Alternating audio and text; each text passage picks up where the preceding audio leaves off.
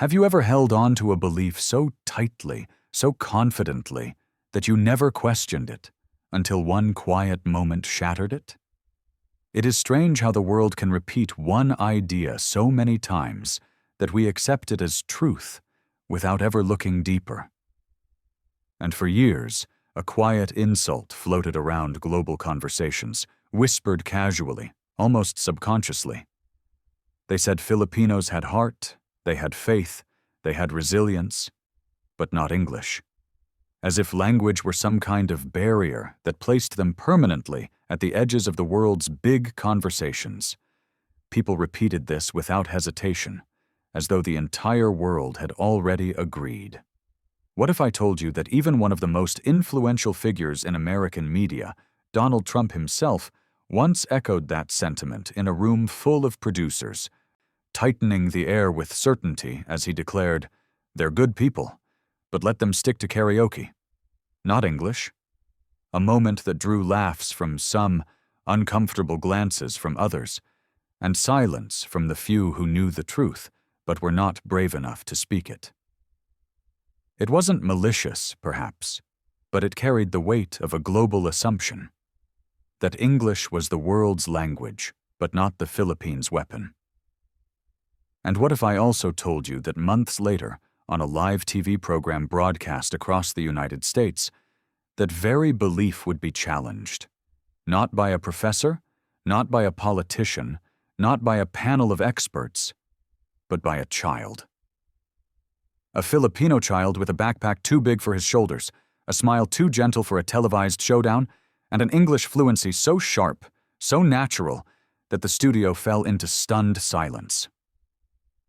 His name was Lucas Reyes, 12 years old, from a small coastal barangay in southern Leyte, a place where roofs rattled in the wind, where the nightly news flickered on antennas held together by tape, and where English was not spoken with the elegance of textbooks, but with the sincerity of children learning under palm trees because their classrooms often flooded.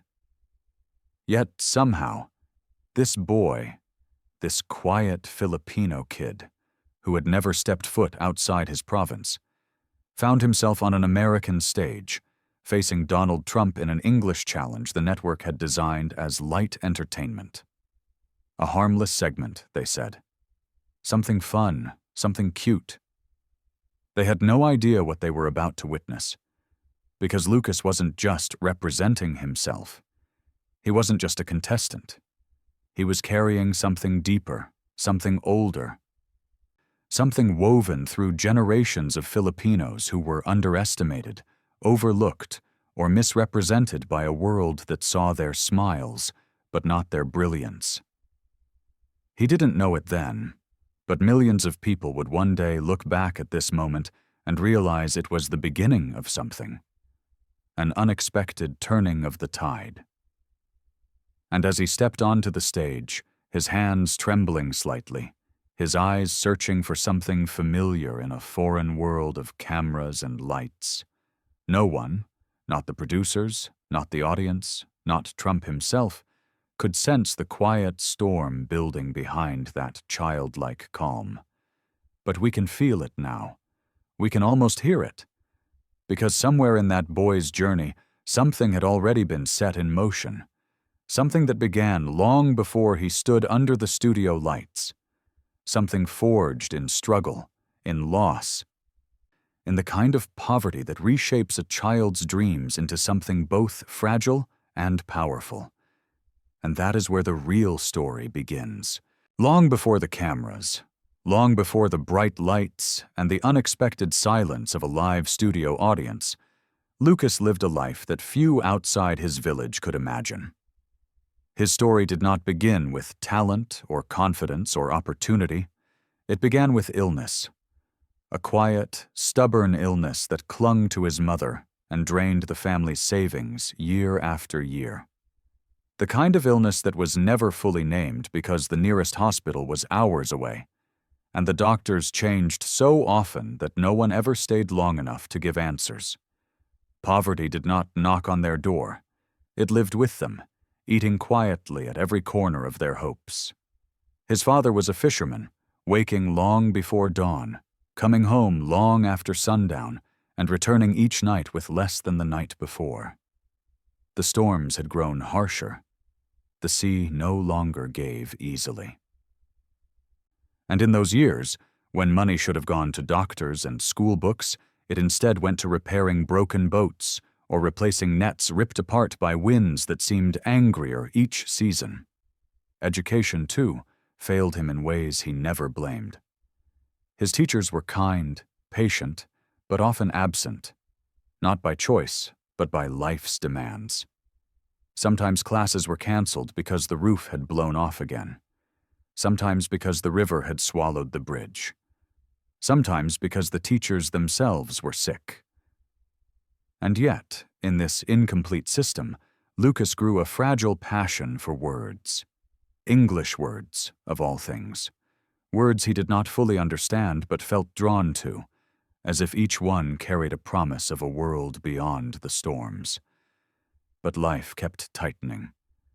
When his mother's condition worsened, desperation pushed his father to consider working abroad. Japan, maybe, or a contract in the Middle East. They tried applying through agencies that promised good pay, only to fall into scams that stole what little they had. Relatives in America suggested a petition. Years of waiting, tens of thousands in fees. Impossible dreams disguised as opportunities. Every attempt to escape poverty felt like another door slamming shut.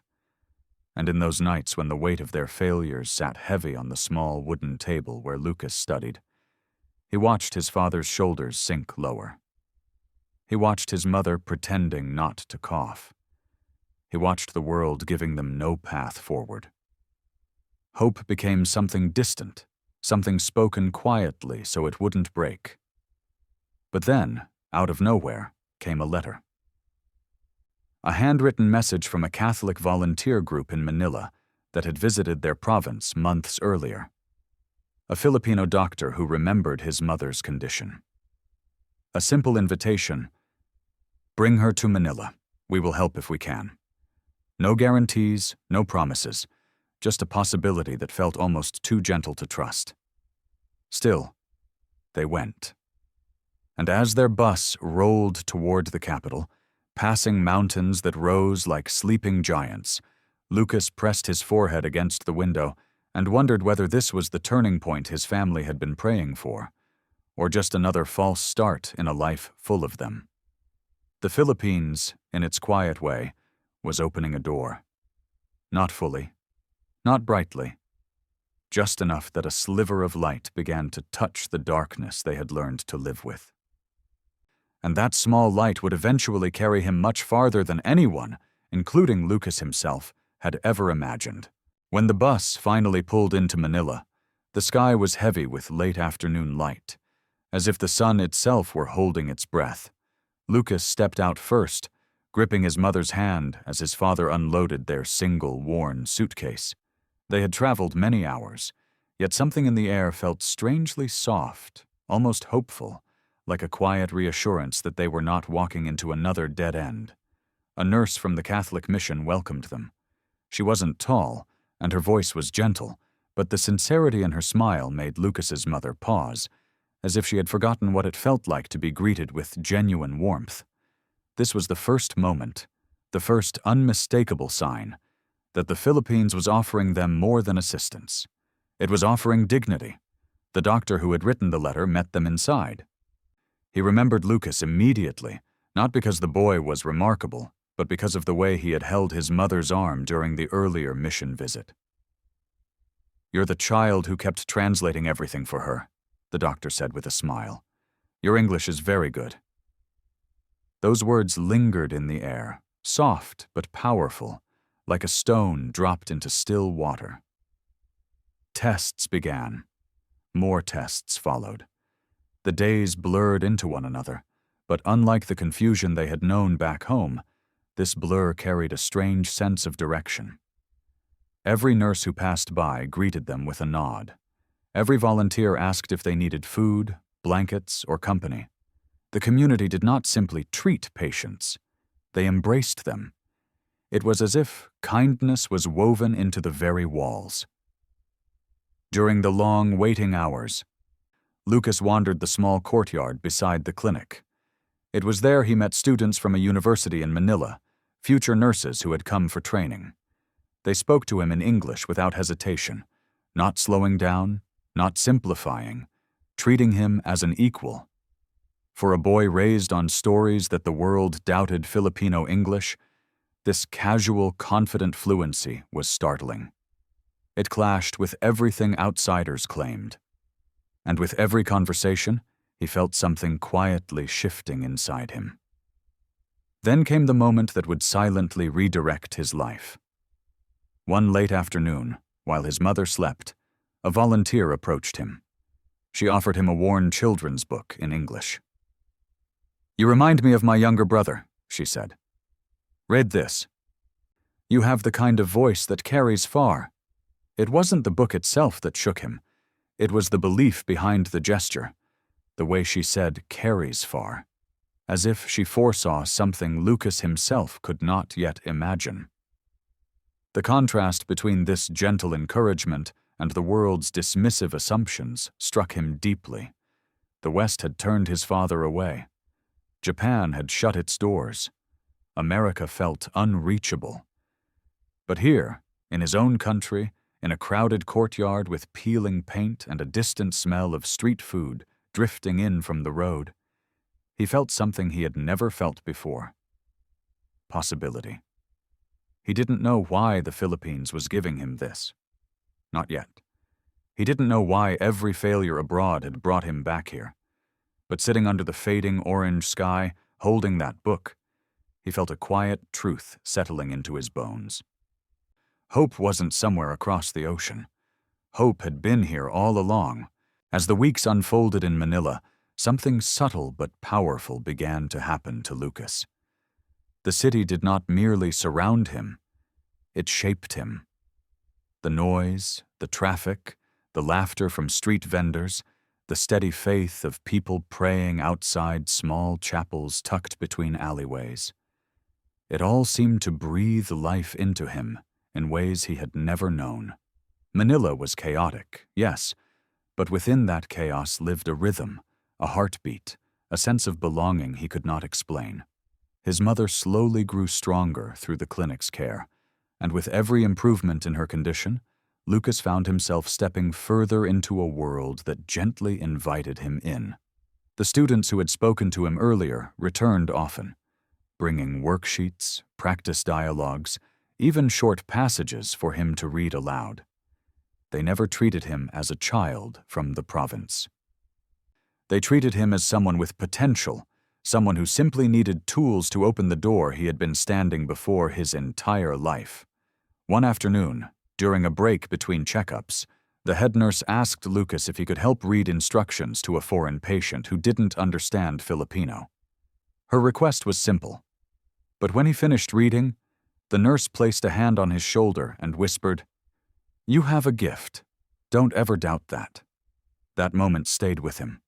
Words he had long heard, "You're too quiet, too shy, too small," began to crumble under the weight of newfound affirmation. He began attending small study circles organized by volunteers. He helped translate simple conversations. He practiced pronunciation with students who found joy in teaching him. In every corner of that clinic, someone offered a smile, a prayer, or a hand on his back that conveyed a message no textbook ever had. You matter here. He watched the Filipino community work, laugh, and pray together with a strength he had never noticed before. People who had little still shared what they could. Patients comforted other patients. Volunteers stayed longer than their shifts allowed. It was as if hardship had taught them a language beyond English, a language of resilience that lived in their gestures, their humor, their unwavering faith. Slowly, something inside Lucas shifted. The boy who once feared speaking aloud now volunteered to read for others. The child who once felt invisible began to stand a little taller. The world had told him, in its own subtle way, that he came from a country that was second best, that his people were defined by labor, not intelligence, by service, not brilliance. But the Philippines itself was now teaching him something different. It was teaching him that strength was not loud, brilliance was not boastful, and resilience did not need applause. One evening, as he walked outside the clinic after his mother's final checkup, he stopped to listen to a group of volunteers singing quietly under a street lamp. Their voices were soft, imperfect, but full of something sacred. He felt his throat tighten unexpectedly.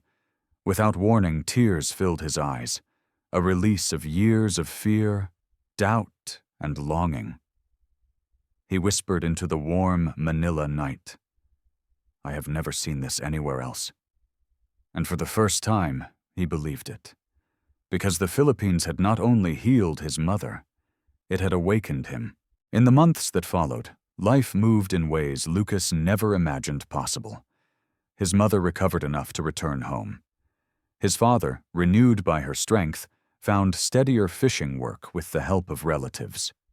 And for a moment, it seemed like their story would simply continue quietly in the province, grateful for Manila's kindness, grateful for a second chance at normal life.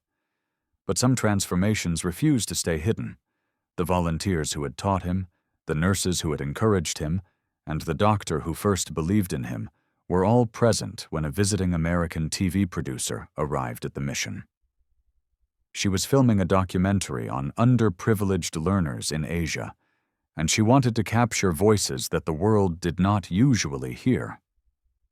The staff didn't hesitate. They pointed to the boy who once sat silently in the courtyard with an English storybook pressed to his chest.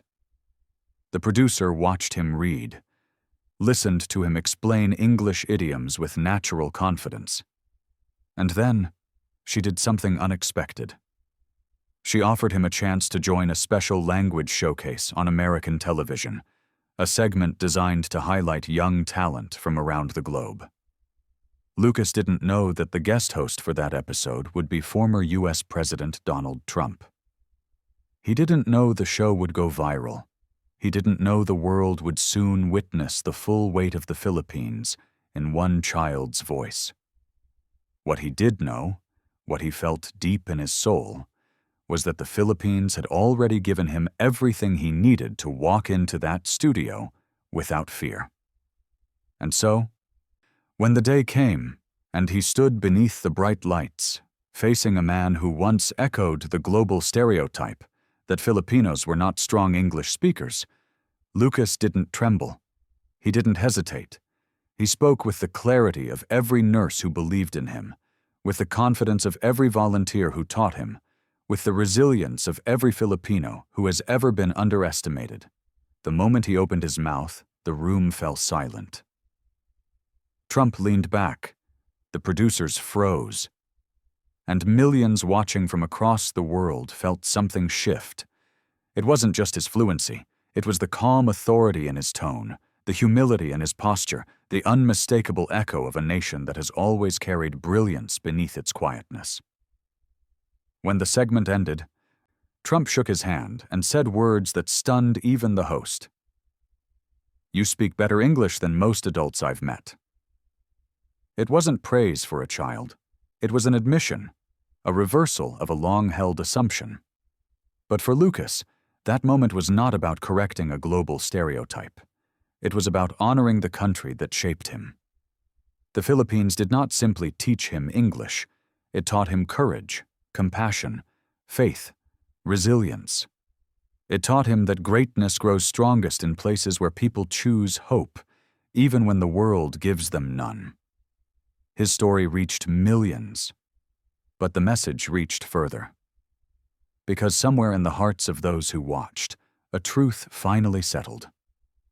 In a world often hardened by conflict and pride, the Philippines stands as living proof that kindness is power, that humility is strength, and that brilliance can rise from the humblest shores.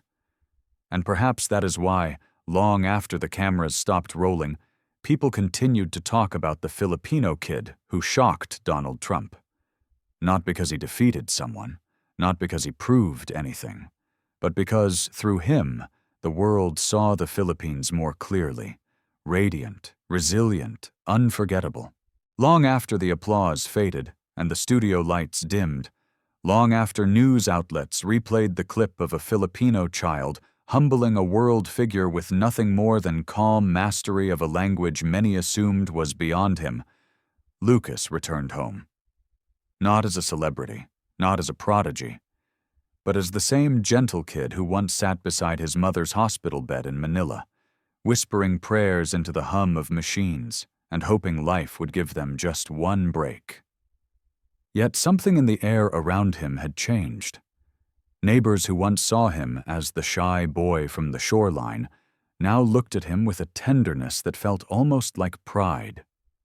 Teachers who once apologized for their limited resources now asked him to speak to their classes, to show other children what a Filipino voice could become when nurtured by belief instead of doubt. And his parents, who had carried exhaustion for so many years, now walked with a lighter step, as if the world had finally returned something it owed them. But the true shift happened not in their small barangay, and not even in Manila. It happened in hearts scattered across continents. Filipinos working abroad replayed his interview during their breaks, tears in their eyes as they whispered, "That's our boy." Families gathered around TVs in Riyadh, Rome, Toronto, Doha, Sydney, everywhere the Filipino diaspora carried its quiet strength, and felt themselves seen in a way they hadn't felt in years. Because Lucas had not just spoken fluent English, he had spoken for them. He had spoken for every overseas worker who endured the condescending question, "Do you even speak English?" For every student who felt embarrassed by their accent. For every Filipino who had ever been underestimated, overlooked, or labeled as less than by people who never understood the depth of their resilience. His victory wasn't a win over Donald Trump. It wasn't even about English. It was about reclaiming a narrative written by people who never bothered to look closely enough. And the Philippines, without demanding credit, stood quietly behind him, as it always does for its children, lifting them, shaping them, preparing them to surprise the world in ways no one expects. In the years that followed, Lucas continued to grow. He didn't chase fame. He didn't seek the spotlight. He focused on studying, driven not by ambition, but by gratitude. Whenever interviewers asked what inspired him most, he always gave the same answer: the kindness I saw in Manila. The people who believed in me before anyone else did. He never forgot the nurses who smiled at him, the volunteers who taught him, the doctor who welcomed them with compassion. He never forgot the prayer circles, the laughter spilling from sari-sari stores, the strangers who made him feel that he belonged in a world bigger than his struggles. This was the Philippines he carried with him into adulthood, a nation humble enough to love, strong enough to endure, brilliant enough to rise despite every obstacle thrown its way. And perhaps that is the real legacy of Lucas's story.